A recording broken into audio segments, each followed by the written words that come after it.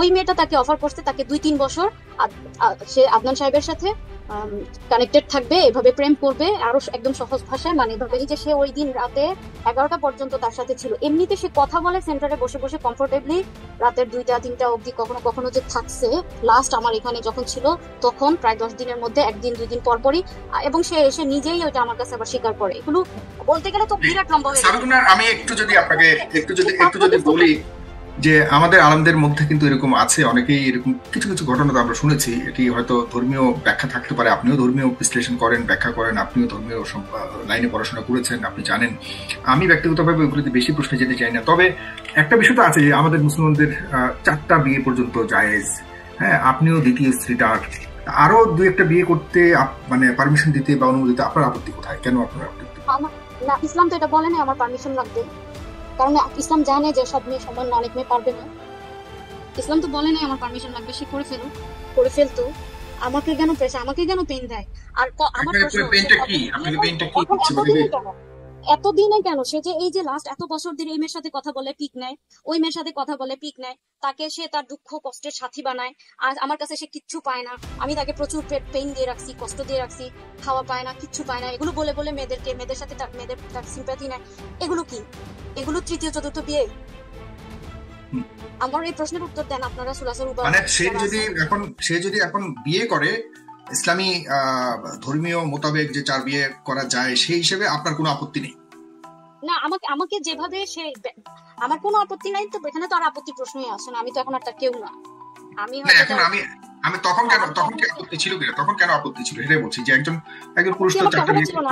আমাকে বললো না, আমি শুধু এতটুকু বলতাম, আমাকে বলো না, আমি শুনতে পারি না, আমি নিতে পারি না, কিন্তু সে আমাকে বসে বসে বলে এই মেয়ের সাথে। কেন নিতে পারেন না? কেন? আপনি তো ধর্মীয় লাইনে পড়াশোনা করেছেন, এই সম্পর্কে আপনি নিতে পারেন না কেন? আচ্ছা, এটার উত্তর বলি। কারণ আপনি তো দ্বিতীয় বিয়ে হয়েছেন, আরেকজন তো নিয়েছে আপনার আগের যে আগের বউ তো নিয়েছে। বলতে দেন, এটা এমন কোনো বিধান না যে বিধান আমার মানতেই হবে, না মানলে আমি জাহান্নামে চলে যাবো। এটা ফরজ কোনো বিধান না, আমি নিতে পারি না। যেমন ধরেন, আমি আপনাদের একটা উদাহরণ দেই। অনেক মানুষ আছে দেখবেন কাঁঠাল হজম করতে পারে না, তাই বলে কাঁঠাল খাওয়া না জায়েজ না, কাঁঠাল খাওয়া জায়েজ।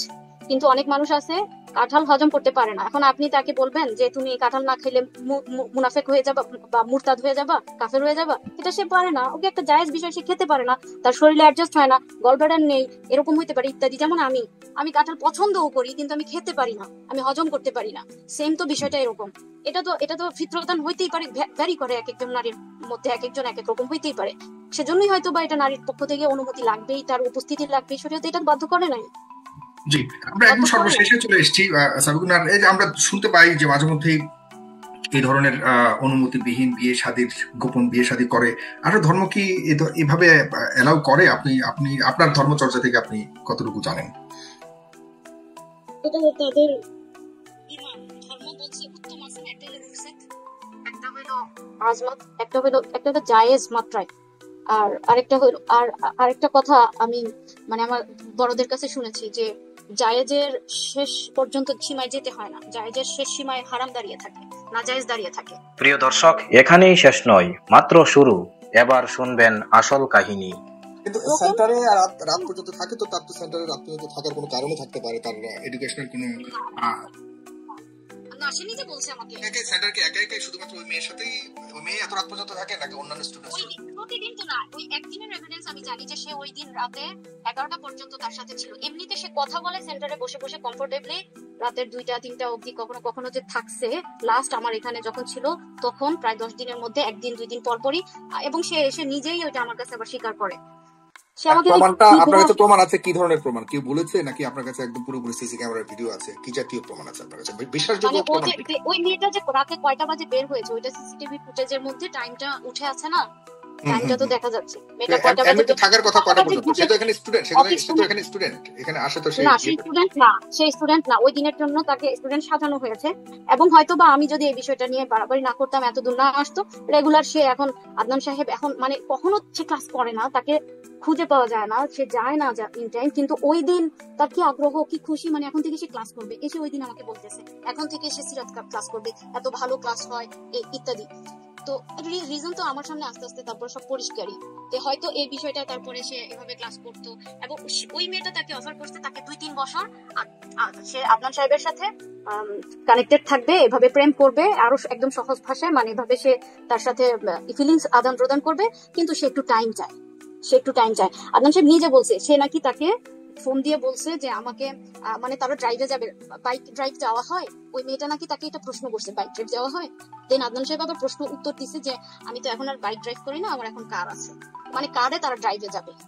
চিন্তা করছেন তো? মানে তাদের মানে সে আর কি আদনান সাহেবের সাথে এভাবে মানে প্ল্যান গোছাচ্ছে, এবং সে নাকি জিজ্ঞেস করছে আমার তো যেহেতু এখন ওয়াইফ আছে, বেবি আছে, এতগুলো আমরা কিভাবে এভাবে সম্পর্কটা সামনে কন্টিনিউ করবো, বা আমরা কিভাবে একসাথে চলবো, এগুলো আমি তার সাথে ওই যে বললাম না যে আচ্ছা ঠিক আছে যা, যখন সে আমাকে ব্ল্যাকমেইল করে এবং ওই যে খুব ফায়ার হয়ে যায়, এবং আমি তো তখন বললাম যে আচ্ছা যা ইচ্ছা করো, কিন্তু আমি বুঝতেছি যে আমি আমার হার্ট, আমার কলিজাটা ফেটে যাচ্ছে, আমি পারবো না, আমি পারবো না। তোমরা কিভাবে গোছাইছো বলো তো, কিভাবে চলবা, কিভাবে থাকবা? তখন সে বলে যে ওই মেয়েটার সাথে কথা হয়েছে যে সে 2-3 বছর টাইম চায়, সে একটু বুঝবে, এবং কখনো তার ওই মেয়ের সামনে, সে যখন ওয়াইফ হবে তার সামনে কখনো আমাকে বেবিদেরকে কখনো শো করা যাবে না, এটা তার ডিমান্ড, এটা তার রিকোয়ারমেন্ট মানে তার কাছে, এই সম্পর্কের কাছে। এবং মানে তো তুমি এভাবে মানে চিন্তা করছেন, তাহলে তারপরেও তারা কিভাবে বলে যে এটা সেই মেয়ে না? কসম করে কিভাবে বললাম না যে এক কথা যে সে উন্মাদ হয়ে গেছে, সে নিজে আমাকে কনফার্ম করছে এটাই সেই মেয়ে, সে নিজে কনফার্ম করছে। এটা তো কলেজের আপনি জাবিন যে ওয়্যার স্টেজ। আরেকটা কথা বললেন স্কুলের বন্ধু, যেটা একটা কলেজের, এটা হলো জাবিনেরও কলেজের। এটার জন্য হচ্ছে 5-7 দিন না খেয়েছিল ওই মেয়েটা, তার লাইফে হ্যাঁ 5-7 দিন সে না খেয়েছিল, সে নিজে এগুলো সব কিছু খবর কি বর্ণনা করে, সে নিজে, তার নাকি বিয়ে হয়ে গেছে, বেবি হয়ে গেছে। এখন সে বলতে চায় যে আমি যার অভিযোগ এনেছি জারিন জেবিন নামে, সে ওই মেয়েটা যার বিয়ে হয়ে গেছে, মানে কি দিয়ে শাক দিয়ে মাছ ঢাকবে, কি দিয়ে কি করবে, সে এক কথাই উন্মাদ হয়ে গেছে, উন্মাদ হয়ে গেছে। আমরা স্কুল আর কলেজ পর্যন্ত আসছি, ইউনিভার্সিটি পর্যন্ত এখনো যাইনি। হ্যাঁ ইউনিভার্সিটি লেভেল এবার আসেন, ওই লেভেলেও আছে, তার পরবর্তীতে আরেকটা মেয়ে আছে, এরকম আরো অনেকেই আছে। তাছাড়া এগুলো আসলে আমি এই জন্য বলতেছি না যে তার মানে মেয়েদের সাথে যে সম্পর্ক, এই বিষয়টা আমার মানে তার ওই সময়টা সে যদি তবাকৃত হয় বর্তমানে তার জীবন এটা মাইনে রাখে না, কিন্তু সে তো দেখেন একটার পর একটা আমি তো লিখেছি লাস্ট পোস্টে আমার, যে সে আমার সাথে, আমার দেখা অনুযায়ী আমার সাথে কি কি করছে। আরেকটা মেয়ে আছে রংপুরে, ওই মেয়েটা ওই যে কি জানি বলে না বিহারি টাইপের মেয়ে, এই মেয়েটার সাথেও তার সম্পর্ক ছিল। এই মেয়েটার সাথে তারপরে রাগ করে এই মেয়েটার বাসায় অফারও করছে বিয়ের জন্য, পরে ওই মেয়েটার বাবা তার মাকে অপমান করে বিদায় করেছে, এবং সে তারপরে রাগ করে আর কি, তারপরে বর্তমানে তার যে প্রথম পক্ষ তাকে বিয়ে করে ফেলছে, এবং এটার জন্য সে চির অনুতপ্ত যে জান আমি যদি তোমাকে বিয়ে না করতাম, আমি সারাটা জীবন এমন একটা মেয়ে নিয়ে কাটিয়ে দিতাম বা কাটিয়ে দিব। এটা তো এই সমাজের চাওয়া, এটাই এই সমাজের চাওয়া, আর আমি তাকে রেখেছি, এটা আমার সওয়াবের ওই একটা মাধ্যম, হ্যাঁ বা থাক মানে এরকম। এবং আরেকটা বিষয় আমার সম্পর্কে, সে খুব চটকদার অভিযোগ, তার চারপাশের সবাই, আমি তাকে তার প্রথম পক্ষের হক আদায় করতে দিইনি। আমার সাথে আগে পরে কি কথা হয়েছে এগুলোর এভিডেন্স তো আমার কাছে আছেই, আপনি চাইলে আমি আমাকে আজকে শোর পরে আমি আপনাকে দিব। তো এই তো তো তিনি আমাকে যা কথা দিয়েছেন ওগুলো তো আছে, ওগুলো বাদ আমাকে কথা দেওয়া ছাড়াও আমার মা, আমার ভাই, আমার আত্মীয় স্বজন, ভাই বোন সবাইকে গোল করে 4 সাইডে বসে সে নিজে কথা দিছে যে আমি একদিনের জন্য রংপুর যাব, মানে বৃহস্পতিবার দিন যাব রাতে, ফ্রাইডে শুক্রবার থাকবো, শনিবার দিন আমি চলে আসবো। যে ব্যক্তি এভাবে আমার সাথে কথা দেয়, আমি কি তখন তাকে চার্জ করতে পারি না যে তুমি তো আমার সাথে এভাবে সম্পর্ক করছো, বা তুমি তো আমার সাথে এভাবে, তখন আমি কি তাকে চার্জ করতে পারি না? এখানে আমি একা কেন, আমাকে কেন দোষী করা হবে? এখানে কি তাদের দোষ নাই? তো কোনো কিছু এগুলো মানে সে ছোঁয়াও পায়নি। তো এটা হলো আমার একটা অ্যান্সার যে আমি কেন তাকে বিয়ে করছি। আর একটা বিশ্ব ইমিনাল কাউলি ইল্লা মান যুলিমা ওয়া কানা আল্লাহু সামিআন আলিমা, এই আয়াতের মধ্যে আল্লাহ রাব্বুল আলামিন বলছে যে নিশ্চয়ই মানে কোনো খারাপ কাজের প্রকাশ করা এটা আল্লাহ রাব্বুল আলামিন কখনোই পছন্দ করেন না, কিন্তু যার উপরে জুলুম করা হয়েছে সে ব্যতীত। তার মানে বোঝানো হচ্ছে এটা সে করতে পারে। এই আয়াতের ব্যাখ্যায় আল্লামা মুফতি শফি রাহিমাহুল্লাহ তার মারিফুল কোরআনে তিনি বলছেন একটা অংশে যে এই আয়াতে কারিমে অনেকগুলো ব্যাখ্যা আছে, তার মধ্যে একটা এটা বলছেন যে মাজলুম ব্যক্তি যদি অত্যাচারের কাহিনীগুলো মানুষের কাছে প্রকাশ করে তবে তা শিকায়াত এবং হারাম গীবতের অন্তর্ভুক্ত হবে না। এটা মাজলুম ব্যক্তি যদি শিকায়াত প্রকাশ্যে করে এটা হারাম গীবতের অন্তর্ভুক্ত হবে না, আর এটা ওই যে মুসলমান ভাইয়ের দোষ ত্রুটি গোপন করার এই আওতায় পড়বে না। তিনি এটা বলছেন, এটা তার ফতোয়া মুফতি শফি রাহিমাহুল্লাহ। এবং তিনি বলছেন যে কারণ জালেম নিজেই মাজলুমকে অভিযোগ করার জন্য এখানে সুযোগ করে দিয়েছে এবং বাধ্য করেছে। তো এ ব্যাপারে আমার বোনেরা আপনারা নিশ্চিত থাকতে পারেন, শতভাগ নিশ্চিত থাকতে পারেন, আমার সবরের বিচ্যুতির কোনো প্রশ্নই আসে না। আমি যা করছি বিষয়গুলো আবেগের বশেও না। কেউ কেউ হয়তো আবেগ বলছেন, আমি যখন তার জন্য রাস্তায় নেমে খুঁজেছিলাম তাকে গলিতে গলিতে, সেটাও আমার আবেগ ছিল না। আমি যা করি আমি বুঝে করেছি, আমি জানি। ইভেন বিশেষ করে আমার এখন যেটা ব্যাবি, আমার গোছানো সংসার, এখনো আমি যা করছি তা আমার একটা শব্দ আবেগের না। আমি প্রতিটা বিষয় বুঝে শুনে দৃঢ়ভাবে আমি সিদ্ধান্ত নিয়ে দেন আমি করেছি এবং করছি। যে বিষয়টা নিয়ে এখন প্রশ্ন যে আমি সে আমার পোশাক আমাকে আমাকে এভাবে বলা হচ্ছে, বা সে এখন এটা একটা তার নিরাপদ একটা অবস্থানের জন্য বা মানুষের সিম্প্যাথি, বিশেষ করে আলিম সমাজের সিম্প্যাথি, সে তার দিকে ফোকাস করানোর জন্য, সিম্প্যাথি নেওয়ার জন্য সে এটা বলতেছে পোশাক কিভাবে তার উপরে মানে তার পোশাক খুলে ফেলা, কারণ আমি তার পোশাক। আমি এটার অ্যান্সার দিব। তার আগে আমাকে একটু ক্লিয়ার করতে হবে যে আমারটাকে তার সাথে বিয়ে হলো কেন, কিভাবে। কারণ হচ্ছে সাধারণের প্রশ্ন এটা, বা তাদের আক্ষেপ খুব খুব আমার উপরে এটা, যে তারা বলে থাকে আমি দ্বিতীয় পক্ষ বা আমি দ্বিতীয় স্ত্রী, তার প্রথম পক্ষ উপরে আমি আসছি, তার সাথে আমিও এটাই ডিজার্ভ করি, ইত্যাদি ইত্যাদি এরকম বলে থাকে। তো এখন এই ঘটনাটা একটু আপনার দিয়ে বুঝতে হবে। আমাকে যখন তিনি বিয়ে করেন, আমি তখন একটা মাদ্রাসা নিজে প্রতিষ্ঠা করেছি, এবং কথা প্রসঙ্গে যদি আসে আমি সেই হিস্ট্রি আপনাদের সামনে টেনে আনবো ইনশাল্লাহ। তো তখন তার স্ত্রী নিজে আমাকে বিয়ে করানোর জন্য উদ্যোগ নেয়, এবং এই জনাব আদনান সাহেবের তিনি সবসময়ই বিয়ে করার জন্য প্রতিটা প্রতিষ্ঠানে বলে রাখতেন। তারই সুবাদে আমার কাছেও এই প্রস্তাবটা আসা। ইভেন আমি আপনাদেরকে নাম মেনশন করি, হচ্ছে এটা রংপুরের দিকে একটা এরিয়াতে, আমার জায়গাটার নাম এক্স্যাক্টলি মনে নেই, ওখানে ফিরোজ অথবা ফিরোজ ভাই বা মনোয়ার, মানে এরকম আমার নামটাও তার সাথে গুম হয়েছিল যে লোকটা, ফিরোজ অথবা মনোয়ার, দুইজনের একজনের রংপুরে একটা মাদ্রাসা আছে। সে ওই মাদ্রাসা, ওই লোকটাও যদি এখন সত্য বলে, মিথ্যা বললে তো আমার তো এখন কিছু করার নেই, ওই লোকটাকেও সে ইভেন বলে রেখেছিল বিয়ে করার জন্য। তো সে একটা প্রমাণ, আমার জাস্ট নাম মনে আছে বলে আমি এরকম বলতেছি। এটা তার নিজস্ব স্বীকারোক্তি যে সবাইকে সে বলছে যে সে বিয়ে করার জন্য, বিয়ের জন্য পাত্রী খুঁজে সব জায়গায় সবার কাছে। সেই সুবাদেই আমার কাছেও প্রস্তাবটা আসা। তখন স্বাভাবিকভাবে আমাদের পক্ষ থেকে ইনভেস্টিগেট করা, বা তার স্ত্রীর মাধ্যমে সে যোগাযোগ করে, তার প্রথম পক্ষের মাধ্যমে যোগাযোগ করে, এবং তার প্রথম পক্ষের কিউরিসিটি দেখে আমার অভিভাবক, আমার স্টুডেন্টের অভিভাবকের মধ্যে একজন আমাকে বলেছিল যে ম্যাডাম, তারা তো জেনারেল ম্যাডাম বলে সম্বোধন করে, ম্যাডাম আমার মনে হয় এখানে মানে কোনো একটা অন্য বিষয় কাজ করতেছে। কোনো ওয়াইফ কি এভাবে এত এত কৌতূহলী থাকে হাজবেন্ডকে বিয়ে করানোর জন্য? আমার মনে, এবং আমি এখানে আরেকটা বিষয় বলি, আমি যখন তাকে বিয়ে করি তখন তার পারিবারিক ফিনান্সিয়াল অবস্থা, তার পরিবারে 1000 টাকাও তাদের কাছে অনেক। আমি যখন তাকে বিয়ে করি ফিনান্সিয়ালি তার কাছে 1000 টাকা অনেক কিছু। তখন আমার এই অভিভাবক আমাকে বলছে যে জানেন ম্যাডাম, তিনি একটা ঘটনাও আমাকে বলছে, ও ঘটনা বলার দরকার নেই, আপনারাও এসব ঘটনার হয়তো অনেক সাক্ষী, যে একজন নারী কি করছে, তার হাজবেন্ডকে এরকম বিয়ে করাইছে, প্রতিষ্ঠিত মেয়ে দেখে বিয়ে করায়, টাকা পয়সা আছে এরকম দেখে বিয়ে করায়, কারণ হচ্ছে মানে তাদের ভেতরে একটা লোভ কাজ করে। ম্যাডাম এটা আবার সে ফাঁদ না তো, আমাকে এরকম বলছে। আমি বলি আচ্ছা না থাক, এরকম না, বাদ দেন। তো সে এরকম করে আমাকে বিয়ে করায়, এবং 10 নম্বর যে কাজী অফিসে আমার বিয়ে হয়েছে, ওখানে ওই কাজী অফিসের সাথে সরাসরি তার প্রথম পক্ষ কিন্তু কথাও বলেছে। আদারওয়াইজ বিয়েটা এত তো সহজ না। এবং অলরেডি আমার পাস্ট আছে, আমি বিরাট মাপের প্রচন্ড যন্ত্রণায় জর্জরিত একটা মানুষ। আমি তো মানে এই বিষয়গুলো আপনি যেহেতু এটা একটু তুললেনি সাবিকুন নাহার, একটু জেনে নেই আপনার পাস্ট আছে, আপনি বলেছেন। এই ফাঁকে যদি ভুলে না যাই, এর আগে একটু জিজ্ঞাসা করেন, আপনার পাস্ট আছে বলতে কি আপনিও কি অন্য একটা সংসার থেকে এসেছেন? আপনারও কি সংসার থেকে? আমি অন্য একটা সংসার থেকে আসিনি, আজ থেকে 8 থেকে 9 বছর আগের কথা এটা। যে আমাকে আমার মা অনেক ছোটবেলায় বিয়ে দেয়, তখন আমার 14 মানে 15 এরকম কিছু, মানে বিয়ের 6 মাস পরে আমার 15 বছর হয় এরকম। এই যে আমার মা আমাকে বিয়ে দিয়েছিল একজন লোকের সাথে, যাকে আমি কোনোভাবে কখনোই মানতে পারি নাই যে সে আমার হাজবেন্ড, এবং সে হচ্ছে আওয়ামী লীগের একজন নেতা গোছের ফ্যামিলি থেকে বিলং করে তারা। আমি ওই পরিবারে গিয়ে দেখছি যে তারা শত শত মানুষ নিয়ে মানে মিছিল মিটিং এ বের হয়, তারা কখনো কারো বাড়িতে মারামারি করে ভাঙচুর করে, কখনো তাদের বাড়িতে মারামারি হয় ভাঙচুর হয়। আমি একেবারেই একদম ভেতরের মধ্যে মানে কনজারভেটিভের উপরে একটা ফ্যামিলির মেয়ে। আমার বাবা প্রায় 25টা মাদ্রাসা প্রতিষ্ঠাতা ছিলেন, এবং আমার বাবার হাত ধরে অনেক সাধারণ মানুষ দিনের মধ্যে দিন প্র্যাকটিস করেছে, এখনো করছে। আমার পরিবারের আমার ভাইয়েরা প্রত্যেকে আলেম, হাফেজ, মুফতি, আমার বোনেরা সবাই আলেমা, আমার মা আলেমা, শুধুমাত্র আমার ছোট ভাই জেনারেল পড়াশোনা করেছে। এমন একটা ফ্যামিলি থেকে আমার বাবা মারা যাওয়ার পর আমার মা এটা একটা ভুল করে, যে সে এতটুকুও দেখে নাই যে তারা ইসলাম জানে কিনা, লা ইলাহা ইল্লাল্লাহ কালিমাটা পর্যন্ত জানে কিনা, এতটুকুও দেখা নাই। সে আর কি হয়তো বা এরকম ভাবছে যে মানে তাদের বাড়ি আছে, যেটা সাধারণত আমাদের সমাজে দেখা হয় এরকম। আমি তখন তাহলে বিয়েতে রাজি হয়েছেন কেন, এটা একটা প্রশ্ন আসে। আমি তখন বলছি যে আমার মা যেহেতু রাজি, আমার মাকে দেখতে খুশি, আমার বড় বোন খুশি, তারা চাচ্ছে আমি এই যে একটা মেয়ে আমার কতটুকু বুঝ থাকতে পারে। আজকে তো তারা চাইলেই আমাকে তাদের কোনো সিদ্ধান্ত আমার উপরে চাপিয়ে দিতে পারবে না। আমার তখন বুঝ ছিল না, আমি শুধু দেখছি যে ওদের খুশি, তোমরা খুশি, মা খুশি, দেন ওকে ওকে। কিন্তু আমি এটা কখনোই মন থেকে একসেপ্ট করতে পারিনি। এবং যেটা বলছিলাম যে যেহেতু আরেকটু স্পষ্ট হই, বুঝছি আপনার মানে বাল্য বিবাহ হয়েছে, তখন হয়তো আপনি ব্যক্তিগতভাবে এটা পছন্দ ছিল না।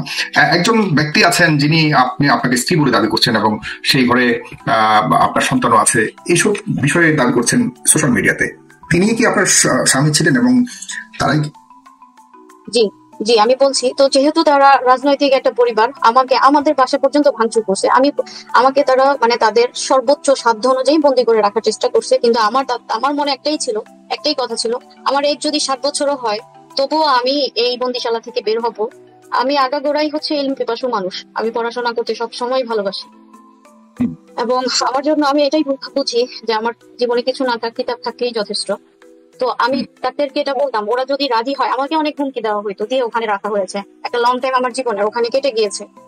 তো ওইভাবে তারা আমাকে সাফার করছে, এটা সত্য, তারা আমাকে সাফার করেছে। কারণ আমি যেহেতু ওখানে থাকতে চাইতাম না, কখনোই না। কারণ যাওয়ার পরে আরো স্পষ্ট হয়েছে বিষয়গুলো, যে তারা হানাহানি, মারামারি, কাটাকাটি, ঝগড়াঝাটি, চিল্লাচিল্লি, আমিও তাদের মতোই হয়ে গিয়েছিলাম।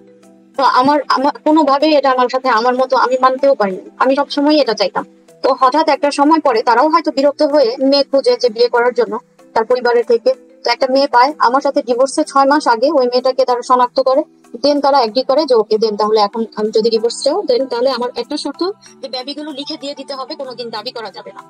আমার মাথার মধ্যে এটা কাজ করতেছিল যে আমি তো এখান থেকে আসলে মুক্তি চাই, আল্লাহ যা দিয়ে রাখছে হবে। আর ওকে করে আমি তাদের সব শর্ত মেনে আমি তারপরে ওখান থেকে বের হয়ে আসি। এখানে আরেকটা বিষয় উল্লেখ করা জরুরি, যে ওই লোকটার ভিডিওর মধ্যে একটা কথা সে বলছে যে কাবিন বা দেনমোহর যেটা বোঝাচ্ছে সে, এখানে আমার দেনমোহর ছিল কত জানেন? 50,000 টাকা। 50,000 টাকা দেনমোহর, এবং সে 50,000 টাকা সে যে আমাকে একসাথে দিয়েছে এটাও না, 50,000 টাকা সে মাসে মাসে আমাকে 3,000 টাকা করে দিয়েছে। চিন্তা করতে পারেন এই কথাটা বলে সে কিভাবে বলতে পারে যে এটা আমি কাবিনের জন্য আমার ডিভোর্স? চিন্তা করা যায়, এটা চিন্তা করা যায়। ইভেন আমাদের আদনান সাহেবের সাথে যে আমার বিয়ে হয়েছে মাত্র 1 লাখ টাকার দেনমোহরে, আমার কাছে দেনমোহর কখনোই কখনোই কখনোই। আপনি কি ওই ঘরে থাকাকালীন কি আদনান সাহেবের সাথে আপনার পরিচয় হয়েছিল, নাকি ওই ঘর থেকে বেরিয়ে আসছেন? আমার ডিভোর্স হয়েছে মেবি 16 সালের শেষের দিকে কিংবা 17-র দিকে, আমার এক্স্যাক্টলি মনেও নেই। আমি এগুলো কল্পনাতেও রাখি না, আমার চিন্তাতেও নাই, কিছুতেই না। আমার আজকে মনে করতে হচ্ছে, পরিস্থিতির শিকার হয়ে আজকে আমার মনে করতে হচ্ছে। তো ওই তখন আমার ডিভোর্স হয়েছে। আমার বিয়ে হয়েছে 21 সালে, আদনান সাহেবের সাথে আমার বিয়ে হয়েছে 21 সালে। আমি তাকে চিনিও না, সেও আমাকে চিনে না। এটা তহমত, এটা তার উপরে আমার উপরে একটা তহমত, এটা মিথ্যা, সম্পূর্ণ মিথ্যা। তারপর এভাবে এই যে আমি বলতেছি টাকার বিষয়, যেটা দেনমোহরের বিষয়, এটা আপনার একটা ছেলে একটা মেয়ে কি ওখানে বেবিগুলো তারা লিখে নিয়ে নিছে আমার কাছ থেকে। আমার তাদের সাথে কোনো প্রকারের কমিউনিকেশন নেই, কারণ এটাই তাদের দাবি ছিল। কেন আমি কোনোদিনও আনুষ্ঠানিকভাবেই আপনাদের ডিভোর্স হয়েছে ওই আগে? জি, পারিবারিক ভাবে, যেভাবে পারিবারিক ভাবে বিয়ে হয়েছে, পারিবারিক ভাবে সেভাবে ডিভোর্স হয়েছে। সাথে সাথে সে ওই মেয়েটাকেও বিয়ে করে নিয়েছে, সে তার লাইফে সেটেল, এখনো সেটেল। তাদের আরো বেবি টেবি আরো অনেক কিছুই হয়েছে তাদের জীবন নিয়ে। তারা আমার এগুলো জানারও দরকার নেই, আমি জানিও না, আমার প্রয়োজনও নাই। আমি হ্যাপি, আমি আলহামদুলিল্লাহ অনেক সুখী, এবং ইভেন এখনো আমি অনেক সুখী। তারপর কিন্তু এখন হঠাৎ করে মানে কেন আপনি তার স্ত্রী বলে দাবি করছে বারবার? আগে স্বামী আমি জনাব, এটা তিনি এখন দাবি করেনি, এটা হচ্ছে সে তার ক্ষোভ থেকে, তার ভেতরে একটা ক্ষোভ ছিল। আমি যে তার একই দাবি আপনার মনে আছে 2021 সালে যখন আমরা আদনানকে নিয়ে কথা বলছিলাম, তখন কিন্তু এই ভদ্রলোক মনে আছে? হ্যাঁ, আজকে 4 বছর আগে এটা তখন তিনি বলেছিলেন, এই ভিডিওটা তখনের। এটা এখন সে এখন নতুন করে করেছে, এখন নতুন করে হচ্ছে মানুষজন ওইটাকে আবার এটা নতুন না, এটা পুরাতনটাই আবার নতুন করে ছাড়ছে। আগের ভিডিওটাই তারা আবার ওই ভিডিওটাই অনলাইনে ছিল, এটা নিয়ে তো আমার কোনো মাথা ব্যথা নেই। আমি সত্য, আমাকে নিয়ে যারা হাজার মানুষ মিথ্যা বলুক, আমার কিচ্ছু যায় আসে না, কারণ আমি জানি আমি সত্য। আমার সাথে আল্লাহ আছে। 1 কোটি মানুষ, লাখো কোটি মানুষ, পুরো পৃথিবী এক জায়গায় থাকলেও আমি তো দুর্বল ইমানের অধিকারী না, আলহামদুলিল্লাহ। আমার সাথে আমি সত্য, এটা আমি জানি, এবং সেজন্য আমি সন্তুষ্ট। আর যারা মিথ্যাবাদী, তাদের সাথে পুরো পৃথিবীর সাপোর্ট থাকলেও তারা সন্তুষ্ট না, তারা ভেতর থেকে অস্থির, ভঙ্গুর। তাদের সাথে আল্লাহ নেই, তারা পারবে না। তারা দুনিয়ার মামলায় জিতে যাবে, কিন্তু আল্লাহর কাছে মামলা জিততে পারবে না, কশিন কালেও না। তো যাই হোক, এই জন্য আমি সন্তুষ্ট, আমি হ্যাপি, আমার ভেতরে কোনো কষ্ট নাই, আলহামদুলিল্লাহ আলহামদুলিল্লাহ, কোনো কষ্ট নাই। ইভেন আমি আপনাদের গালি, এত এই যে লাখ লাখ মানুষের গালি খেয়েও আমি সন্তুষ্ট এই জন্য, কারণ আমাকে যে পেইন দেওয়া হয়েছে ওই পেইনের তুলনায় এই গালিটা আমার কাছে কিছুই না। আমি সেই পেইন থেকে মুক্তি পেতে এই গালির পথটাকে আমি বেছে নিয়েছি। আমি কি জানি না যে আমি যদি কিছু বলি তার যে জনপ্রিয়তা আছে কিংবা যে একটা সারা পড়বে, তখন আমার সারা হিস্ট্রি নিয়ে মানুষ ঘাটা শুরু করবে, যেগুলোর সাথে আমার কোনো তাল্লুক নেই। আপনি বলেছেন তার ঘরে 1,000 টাকাও ছিল না যখন আপনার সাথে বিয়ে হয়, এরপর তার পরিবর্তন কি হয়েছে এবং সে এখন 1,000 টাকার বেশি পরিমাণের টাকা তার কাছে কি আছে বর্তমানে? মানে তার পরিবর্তন কি হয়েছে? বলার অপেক্ষা রাখে না। তারপরে তো ফিনান্সিয়াল অবস্থা অবশ্যই অনেক ভালো, সবাই ভালো আছে, সবাইকে সে ভালো রাখছে ফিনান্সিয়াল দিক থেকে। যেটা বলছিলাম, যদি আমার কাছে অর্থনৈতিক বিষয়টা বা টাকা পয়সা আগে কিংবা এখন ম্যাটার করতো, তাহলে হয়তো আজকে আপনারা এই বিষয়টা জানতেন না, এটা যদি আমার কাছে ম্যাটার করে। তো যাই হোক, তারপর যেটা বলি, আমি যে পোশাক নিয়ে কথা বলছিলাম, বিয়ের বিষয়টা আগে ক্লিয়ার করলাম যে আমি কারো উপরে আসিনি, আমাকে এমন ভাবে বিয়ে তারা করছে। আপনি যখন বিয়ে করেছেন তখন কি তার আগের স্ত্রীর কাছ থেকে আপনাকে বিয়ে করার অনুমতি নিয়েছে কিনা? নিজেও বলতে পারবে যে তার সাথে সে নিজে কথা বলছে। এগুলো তো এত সহজ না, এগুলো আইনি প্রসেস আছে। তারা আমাকে যে বিয়েটা আমরা করছি এবং সে পূর্বে তার বিবাহিত, এই বিষয়গুলো অবশ্যই ইনভেস্টিগেট করে। অনেকেই শত শত প্রশ্ন করছে আপনার কমেন্টের মধ্যে, আমি কি কিছু প্রশ্ন নিতে পারি সেখান থেকে আপনার জন্য মাঝে মধ্যে? যদি প্রাসঙ্গিক হয় আপনাকে প্রশ্নগুলো করতে পারি। একজন করেছে এই বিষয়টা যেহেতু নিয়ে আপনি কথা বলছেন, আমি এই বিষয় সংক্রান্ত একটা দুটো প্রশ্ন আপনাকে জিজ্ঞাসা করি কমেন্ট বক্সে। আপনি আরো লম্বা ইতিহাস বলবেন, সেদিকে যাচ্ছি, কিন্তু বিষয় হচ্ছে যে আপনি যখন বিয়ে করছেন তখন কি আপনি জানতেন কিনা যে তোমার বিবাহিত? এরপরও কেন তাকে বিবাহ করলেন? এই যে সে তার ওয়াইফের পক্ষ থেকে, তার প্রথম পক্ষের পক্ষ থেকে যে মানে যে একটা তাদের অবদান, মানে সে কি করবে তার মেয়েদেরকে বিয়ে করবে।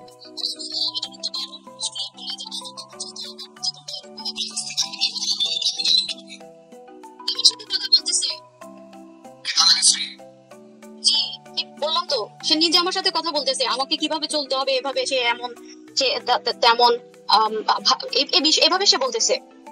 বাহ, চমৎকার। তো আগে তাকে বিয়ে করাবে এবং আপনার সাথে কথা বলে আপনি কেমন চলবেন সবকিছু ঠিকঠাক করেছে আগের স্ত্রী। এখন আমার প্রশ্ন হচ্ছে, সে তো তাকে ছেড়ে দিয়েছে, তার সাথে হয়তো ডিলিংসই হচ্ছে অর্থনৈতিক বিষয়, বা তাকেও এত পরিমাণে প্রেশার দেওয়া হয়েছে যে আমার মনে হয় সে বাধ্য হয়েছিল ওই সময়টা ওভাবে ডিল করতে।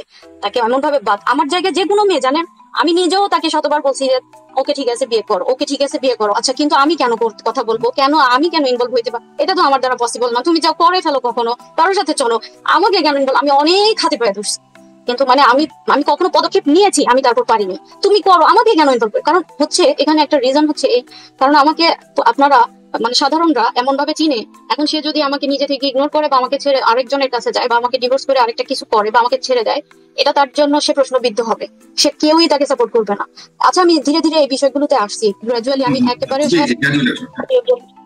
এখন সে যেহেতু প্রথম, তারপর এখন ওই যে যারা বলছেন যে তার প্রথম পক্ষ থাকতে আমি কেন বিয়ে বসলাম, তার প্রথম পক্ষ হচ্ছে তাকে ছেড়ে দিয়েছে, তার সাথে রিলি যেভাবে খাওয়া পড়া দিয়ে আমি আমার মতো চলি, সে তাদের অবস্থানে তারাও তেমন। এমন অসংখ্য মেয়ে আছে বাংলাদেশে, অসংখ্য মেয়ে আছে, আমি তাদের মধ্যে না, আলহামদুলিল্লাহ। আমি এটাই তো আমার রুচি, আমি তাদের মধ্যে না। সে তাকে ছেড়ে দিয়েছে, আমি তাকে বিয়ে করেছি, কিন্তু আমি তো তাকে ছাড়ি নাই যে তুমি আরো তো বিয়ে করো। সে তাকে ছেড়ে দিয়েছে কিভাবে জানেন? সে তাকে এক কাপ চা বানিয়ে খাওয়ায় না, সে তার জন্য একটা ভাত রান্না করতো না। এখন হয়তো সব উল্টে যাবে, 2 বছর থেকে উল্টে গেছে। মানে আমি যখন বিয়ে করি তখনের সিচুয়েশন, সে তার থেকে এভাবে মানে মুক্তি পেতে চাইছে। তো আমি তো বরং, কিন্তু অন্যদিকে আমি তো তার জন্য সাজি, আমি তার জন্য আগের বউ আপনাকে কেন আপনাকে বিয়ে করাতে চেয়েছে আগের বউ? এর কারণ কি শুধুমাত্র অর্থনৈতিক?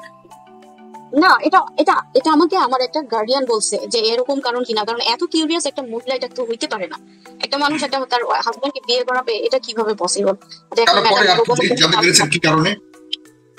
তো এখন এটা তারা জানে, আল্লাহ ভালো জানেন তারা। এখন তো এটাকে তারা মানে খুব মহান সাজে এটা বলে যে আসলে 3-4টা বিয়ে করা যায় আছে, তার জরুরত ওকে করছে, বিষয়টা দিয়ে তো তারা এখন মহান সাজে, কিন্তু বিষয়টা আসলে এত মহানের না। আমি গ্রাজুয়ালি আসতেছি, আমি ক্লিয়ার করবো, প্রতিটা বিষয় ক্লিয়ার করবো, আমি ক্লিয়ার করার জন্যই আসছি।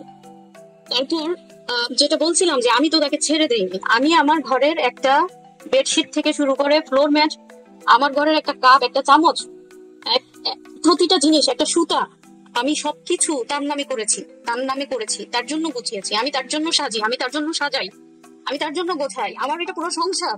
আচ্ছা আমি তাকে ছেড়ে দেই নাই। ইভেন আমার যখন আয়সা হয়, আমি এত অসুস্থ, আমি প্রচন্ড পেইনের মধ্যে দিয়ে আমার আয়সা হয়েছে। আমার 1 বছরে 2টা ব্যাবি হয়েছে, যেটা আমার ফিজিক্যালি আমার নিতে অনেক কষ্ট হয়েছে, অনেক ভাবে অনেক প্রসেসে অনেক অনেক কেয়ারের মধ্যে থেকে, পুরো বলা যায় যে ইন্টেন্সিভ কেয়ারের মধ্যে থেকে আমার বেবিগুলো দুনিয়ার মধ্যে আসছে।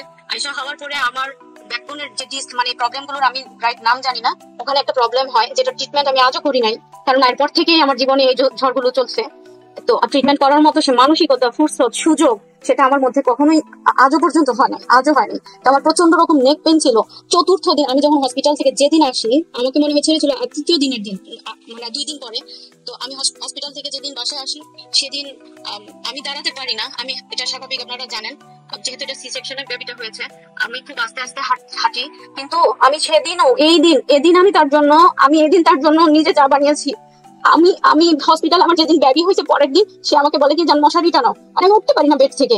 পরে বলে কি ও সরি, মানে এটা কেন বললাম, মানে সে এত পরিমাণে অভ্যস্ত এবং আমার উপরে ডিপেন্ডেন্ট, মানে তার একটা সুতার জন্য সে আমার উপরে ডিপেন্ডেন্ট। আমি যে আজকে বেডে করে আসি, আমার অপারেশন হয়েছে মাত্র, সে তার এটাও ভুলে গেছে। সে আমার সাথে হসপিটালে বেডে আছে, মানে সে বলতেছে মশা কামড়ায়, মশাই কাম, সে আমাকে কিন্তু অথচ 1 গ্লাস পানি খাওয়ায়নি। তখন আমি প্রচন্ড নেক পেনে 15 দিন সাফার করছি। এখানে আমার অনেক বোনেরা আছে, এগুলো জানেন, আমার ডক্টর বোনেরা জানেন যে আমি কি পরিমাণে সাপোর্ট করছি। তো আমি তো তাকে ছেড়ে দেইনি। আমার ভাষাটা আমি যেটা বোঝাতে যাচ্ছি, যে আমি তো তাকে আমার জান প্রাণ দিয়ে আমি তার জন্য সর্বোচ্চ করেছি। আমি তো তাকে বলি নাই যে তুমি আরেকটা বিয়ে করো বাবা, আমাকে টাকা পয়সা দাও, আমি খেয়ে পরে নেমফেম নিয়ে থাকি, তুমি আরেকটা বিয়ে করো, সে তোমার সব সামলাবে। আমি তো তাকে ছেড়ে দেই নাই, আমার জীবনে কিচ্ছু, আমার দুনিয়ার প্রতি কোনো মোহ নাই। আমার দুনিয়াই ছিল সে, আমার গোটা দুনিয়াই সে, আমার পৃথিবীই সে, আমার জীবনই ছিল সে।